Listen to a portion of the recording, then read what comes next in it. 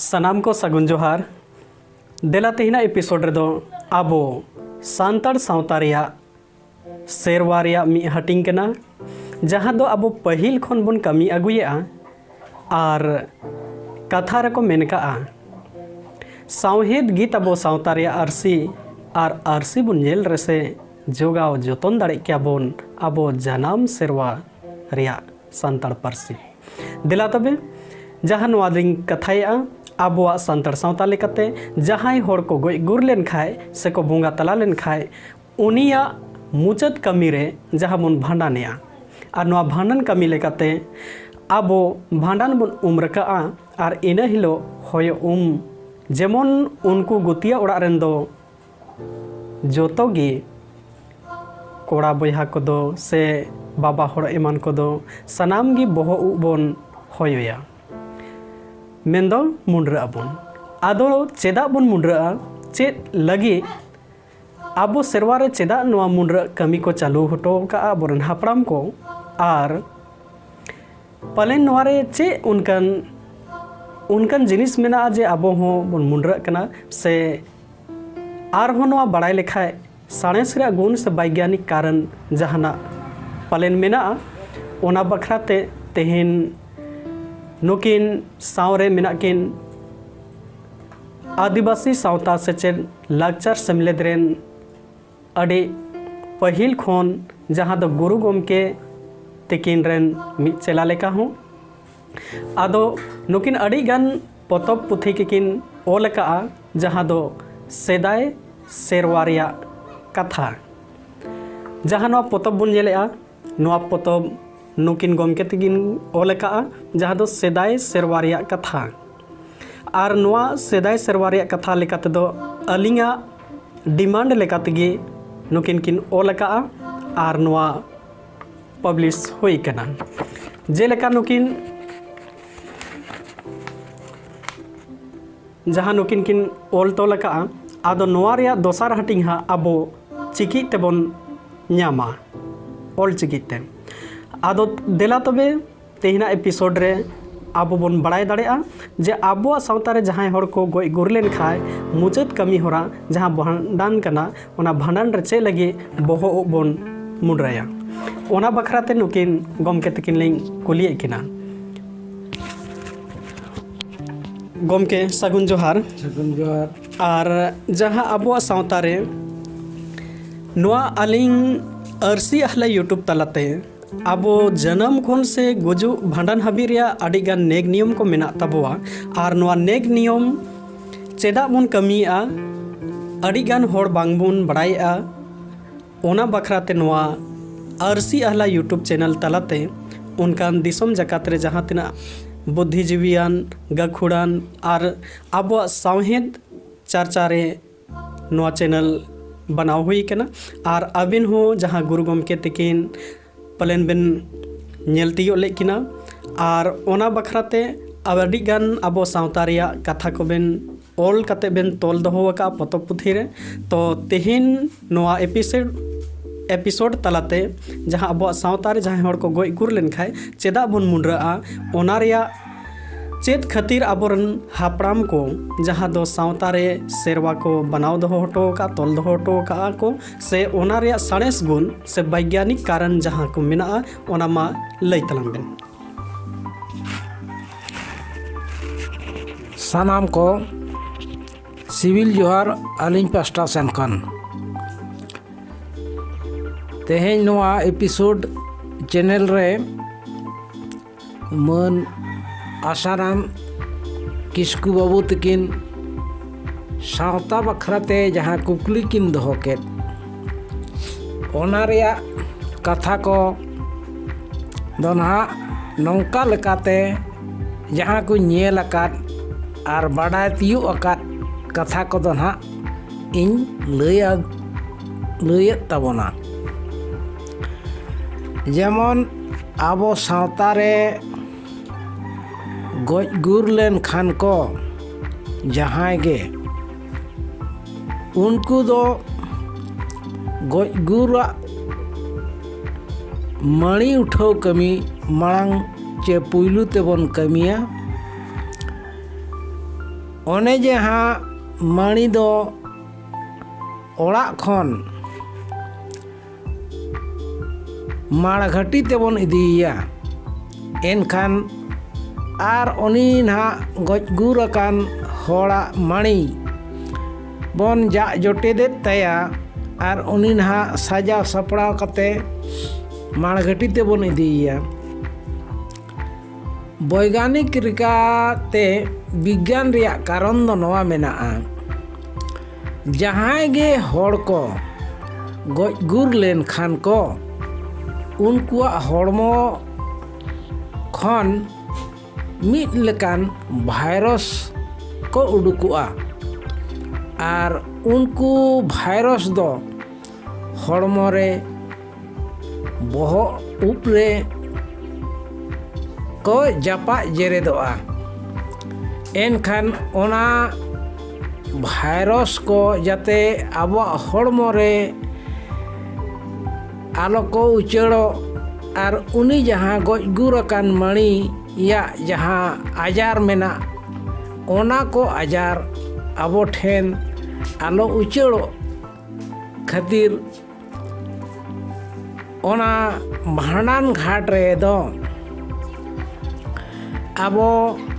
सानाम गुतिये को बांग बंशो को नाड़का हासा और काड़े हासा तेबन नाड़का ओना लहारे आबो सानाम बाबा हड़ कोदो मिद नपित अगु कते बहो उप बन हयो मुड्र हचोय ताबना। बहो उप हयो मुड्र हचोय रिया दो ओनागे कारण कना उनी मोड़ा आबो ना ओड़ा खन बन उडुकी दिए माड़घाटी ते उन जोखान दो ना गो कते बन इदिया आर उनी मोड़ा दो ना ओड़ा खन इदी जोखान माड़घाटी रे हो उड़ी दो ना बन जा जोटेट कना आरुप या बन अपन अपिन टोठा रिया सेरवा लेकाते आर गोगो हड़ को आयो हड़ को उनी दो ना को सुनुम ससांग को जोया। ओने जे गज हड़ माणी अकान हड़ सुनुम ससांग को अजो आय खान उनिया हड़मो रे जहाँ रोग आजार रेन भाइरस को तहेना सासांग अजो आय खान उनको भाइरस को दो को गुजुआ और उनको भाइरस को दो आबो ठेन बांग को उचेड़ोआ। तबे ओड़ा खन माड़घाटी तेबन इदिए जोखान उनी दो ना बन गो इदिए कना उनी दो फादारे होय कोसे हों बजाआ पाले ओना होय कोते आबो उनी सला जहाँ बन चला कान गुतिये को चे वंशो भयात को उनी रिन भाइरस को पासेन आबो ठेन को उचेड़ो और उनको भाइरस को जहाँ रोग आजार को उचेड़ा उनको को दो पहिलते बहो उप रे मांग को आबोआ और बहो उप खन दो ओना उप रिया फेडात हबिज को आणगोना और ओना उप फेडात रे दो मिटंग हर मेनाआ भीतर सेन बोलन रिया मिटंग हर मेनाआ ओना हर ते उनको भाइरस को दो हातांग हाबिज को बोलो दाड़ेया और हड़मो रिया उप को जहाँ मेना ओना उप रिया हर ते उनको दो को बोलो दाड़ेया को बोलो लेन खान को रोग आजार को जोटाव दाड़ेया। आदो हापड़ाम को दो आबोरिन ओना गान अकीलान और गुण बिरद बड़ायान हड़ को ताहे कना उनको भाइरस को जाते आबो हड़मो बहो उपरे आलो को बोलो सड़ो मा और ओना रिया उनको खातिर ते जहान रोग आजार को आलो को जोटेट बन मा चे आलो को आलो नाम बन मा ᱚᱱᱟ ᱤᱫᱤ ᱠᱟᱛᱮ ᱵᱷᱟᱸᱰᱟᱱ ᱜᱷᱟᱴ ᱨᱮᱫᱚ ᱩᱢᱩᱜ ᱡᱚᱠᱷᱟᱱ ᱱᱟᱲᱠᱟ ᱦᱟᱥᱟ ᱥᱟᱞᱟᱜ ᱠᱟᱲᱮ ᱢᱮᱥᱟ ᱠᱟᱛᱮ ᱵᱚᱦᱚᱜ ᱩᱵ ᱵᱚᱱ ᱱᱟᱲᱠᱟᱭᱟ ᱟᱨ ᱵᱚᱱ ᱦᱚᱭᱚ ᱢᱩᱰᱨᱟᱹᱜᱼᱟ᱾ ᱚᱱᱟ ᱨᱮᱭᱟᱜ ᱠᱟᱨᱚᱱ ᱫᱚ ᱦᱩᱭᱩᱜ ᱠᱟᱱᱟ ᱯᱟᱥᱮ ᱟᱵᱚᱣᱟᱜ ᱦᱚᱲᱢᱚ ᱨᱮ ᱩᱵ ᱨᱮ ᱩᱱᱠᱩ ᱵᱷᱟᱭᱨᱟᱥ ᱠᱚ ᱡᱟᱯᱟᱜ ᱡᱮᱨᱮᱫ ᱞᱮᱱ ᱠᱚᱫᱚ ᱠᱚ ᱚᱱᱟ ᱩᱵ ᱦᱚᱭᱚ ᱞᱮᱠᱷᱟᱱ ᱫᱚ ᱩᱱᱠᱩ ᱡᱮᱛᱮ ko ᱧᱩᱨᱩᱜᱼᱟ ᱩᱵ ᱥᱟᱞᱟᱜ te ᱟᱨ ᱚᱱᱟ ᱵᱚᱦᱚᱜ ᱫᱚ ᱱᱟᱲᱠᱟ ᱦᱟᱥᱟ ᱟᱨ ᱠᱟᱲᱮ ᱢᱮᱥᱟ ᱠᱟᱛᱮ ᱱᱟᱲᱠᱟ ᱞᱮᱠᱷᱟन ᱚᱱᱟ ᱵᱚᱦᱚᱜ ᱨᱮ ᱡᱟᱦᱟᱸ ᱛᱤᱱᱟᱹᱜ ᱜᱮ ᱡᱟᱯᱟᱜ ᱡᱮᱨᱮᱫᱚᱜ ᱠᱟᱱ ᱨᱳᱜᱽ ᱟᱡᱟᱨ ᱨᱮᱭᱟᱜ ᱵᱷᱟᱭᱨᱟᱥ ko उनको दो जोतो को ओचो गिड़ी आको आर ओना दो हॉर्मो रे आर अबुआ बोहो रे ती जंगा रे जहान असुविधा को दो बाय हुयुगुआ आर रकाब कते हॉर्मो रे सुनुम बन अजोगा सुनुम अजो लेखान दो ओना रे मिदटां वैज्ञानिक कारण मेनाआ नवागे जे रकाब कते हॉर्मो रे सुनुम अजो लेखान हॉर्मो चेतान हारता रेया जहां स्किन को मेता कान ओना दो नरम आर अड़ी चिकन दहोय लगानते सुनुम दो बन अजोगा सुनुम रे ये लेका कुंडी सुनुम नीम सुनुम बारू सुनुम आर जाड़ा सुनुम को करज सुनुम को रेदो आड़ी मारांग रोग आजार टेकाव दाड़िया रेया गुण मेनाआ ओनाते पाहिल हापड़ाम कोदो आसोकायते निजेते तेन सुनुम चे लेन सुनुम गे को अजोग ताहेआ ओना को गुण मेना खातिर रकाब कते हॉर्मो रे सुनुम दोबन अजोगा आर सुनुम जुदी बांगबन अजो लेखान नवा हॉर्मो हारता दो रोहड़ोआ रुखाआ आर नवा रे जहां चिकन मेनते जिनिस जहां ओना रेया दाड़े ओना दो मालोटोआ जाते ओना मालोट आलो मालोटो मा आर अबुआ हॉर्मो हारता टिकाव मा चिकन ताहेना तिना उना दिन हाबि अबुआ हॉर्मो हारता टिकावा आर उमेर ताबन उना गे बढ़ाआ ओना को खातिर सुनुम बन अजोगा आर भांडान रेदो गजगुर लेन खान बन उनी nyutum ते बहो उप बन होयो गिडिया आर नाड़का आर काड़े हासा मेसा कते बन बहो दोबन नाड़का हसर ताबना तो बाबधन को नोआ को कमी दो हापड़ाम को बिदल रिन आबोरिन हापड़ाम को उनको दो गुरु लेकान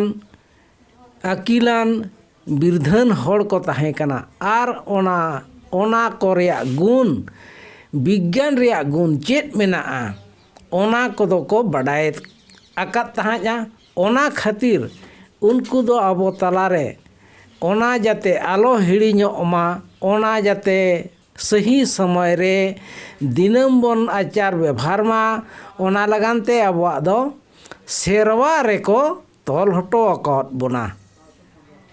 बाबदन को मा निया को हबी गेना लई कते इया कथा दो ना इन मुचेद के तबोना दे सनाम को सिविल जोहार मा एनखान जहाँ बन आजम के आज सारी गे आबुआ जहाँ बन नेलेआ